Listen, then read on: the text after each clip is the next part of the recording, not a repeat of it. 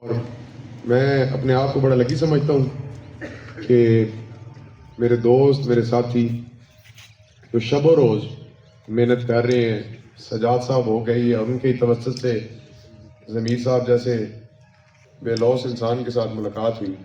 تو میرے دوستوں، یہاں پہ ہمارا انشاءاللہ تعالی اس کے بعد جو بھی وقت جو میرے خدا کو منظور ہوگا، وَتُعِزُّ مَن تَشَاءُ وَتُذِلُّ مَن تَشَاءُ، اگر میرے رب کو منظور ہوا اور میں آپ کا نمائندہ ہوا، جو کہ بڑی عاجزی سے میں بات کرنے جا رہا ہوں، جو ملک کے حالات ہیں آپ کے سامنے، کہ انشاءاللہ آنے والی حکومت پاکستان مسلم لیگ نون کی اور انشاءاللہ جو نمائندے اسمبلیوں کے ایوانوں میں آپ کی باغیور عوام کی نمائندگی کر رہے ہوں گے، وہ انشاءاللہ آپ کے منتخب کرتا ہوں گے.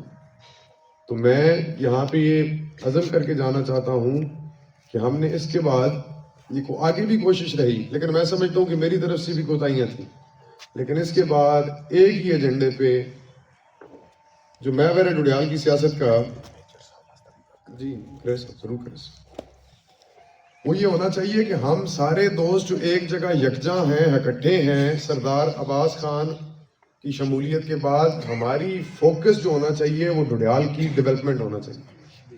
ہماری لڑائی اور ہماری جنگ جو ہمارے مد مقابل لوگ کھڑے ہیں، ان کے ساتھ ہم نے صرف ڈیولپمنٹ کر کے دکھانی اور ڈیولپمنٹ کی جنگ سے ہم نے جیتنا ہے کہ ہم عوام کی بہتری اور فلاح کے لیے کیا کر سکتے ہیں.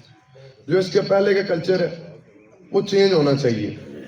میں سمجھتا ہوں اور میں اپنے آپ کو یہ کلیم کرتا ہوں کہ میں نوجوانوں کا ریپرزنٹیٹیو ہوں، اور اب جنریشن چینج ہو چکی ہے.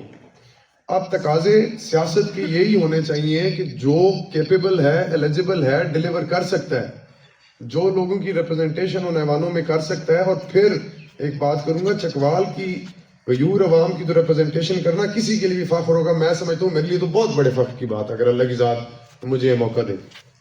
اور میں آپ کو یہ تسلی دیتا ہوں کہ اللہ کی ذات نے اگر یہ مجھے موقع دیا تو نہ صرف ڈڈیال میں بلکہ جس ایوان میں میں موجود ہوں گا وہاں سے بھی آپ یہ بڑے فخر سے کہہ سکیں گے کہ ہمارا ایک بھائی اس ایوان میں ایسا بیٹھا ہوا اور ایسا موجود ہے جس کی آواز چکوال کے لوگوں کی آواز ہے اور جس کی آواز پورے پنجاب کی عوام اور ملک کی عوام انشاءاللہ تعالیٰ سنے گی. تو ہم نے یہ سفر سٹارٹ کرنا ہے ڈڈیال کی اور علاقے کی ڈیولپمنٹ کا. یہ ہماری کوشش ہونی چاہیے. ہم یہاں پہ ریپرزینٹ کرتے ہیں، میں یہاں پہ ریپرزینٹ کرتا ہوں پاکستان مسلم لیگ نون کو، میں یہاں پہ ریپرزینٹ کر رہا ہوں سردار غلام عباس کو، میں یہاں پہ ریپرزینٹ کر رہا ہوں میجر طاہر اقبال کو. اس وقت ہمارے مقابلے میں جو امیدواران ہیں وہ کسی پولیٹیکل پارٹی کے سمبل پہ الیکشن نہیں کنٹیسٹ کر رہے.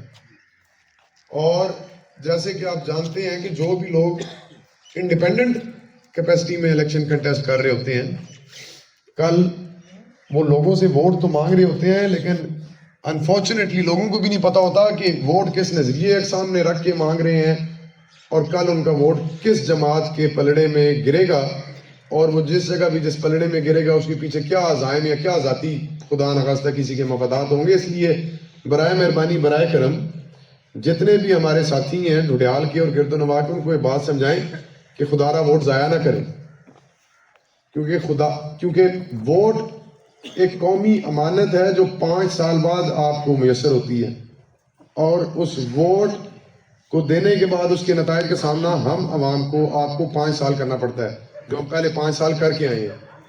آپ کمپیریزن کریں جو نوجوان میرے یہاں موجود ہیں ایک سائڈ پہ رکھتے ہیں یہ فریب، یہ نعرے، یہ نوکریاں، یہ ہر چیز. جمہوری سسٹم میں الیکشن مینیفیسٹوز پہ ڈالے جاتے ہیں. ہماری گورنمنٹ 13 میں آئی تھی کچھ وعدے کر کے، اور وہ وعدے تھے دہشت گردی خاتمے کا، لوڈ شیڈنگ کا خاتمے کا، اس ملک کے انفراسٹرکچر کی ڈیولپمنٹ کا.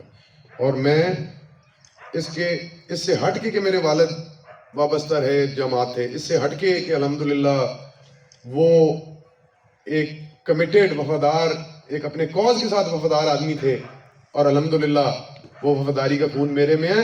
اس سے ہٹ کے، ان تمام چیزوں سے ہٹ کے میں پی ایم ایل این کو اس لیے سپورٹ کرتا ہوں کہ میں سمجھتا ہوں کہ اس وقت ہمارے پاس کوئی پولیٹیکل پارٹی یا پولیٹیکل لیڈرشپ ہے جو با تجربہ کار ہے اور جنہوں نے ڈیلیور کیا ہوا ہے، تو صرف اس ملک کے بعد پاکستان مسلم لیگ نون کی وہ قیادت ہے. ہم نے پاکستان مسلم لیگ نون کا ساتھ دینا ہے. ہم ایک تجربے میں سے پہلے گزر کے آئے ہیں. اور وہ تجربہ بالکل اچھا نہیں تھا. وہ تجربہ ایک ایسی جماعت کا تھا جن کو اسٹیٹسمین شپ کا کوئی تجربہ نہیں تھا. وہ گو ایک سیلیبریٹی ہے, ایک اچھا کرکٹر ہے, لیکن انفارچونیٹلی اس بنا پہ ووٹ دینے کے بعد جو نتائج آتے ہیں وہ آپ کے سامنے ہیں. IMF کو ٹھکرا دیا تھا نواز شریف نے. آج ہم کوڑی کو ترس کے انفارچونیٹلی بھیک مانگ رہے ہیں اس ملک کو چلانے کے لیے اور دیوالیے سے بچانے کے لیے. اور مشکل فیصلے کرنے پہ PDM کی گورنمنٹ مجبور اس لیے ہوئی تھی. کوئی بھی ڈیموکریٹک گورنمنٹ اپنے آخری سال میں اس طرح کے فیصلے نہیں کرتی, آپ تاریخ اٹھا کے دیکھ لیں.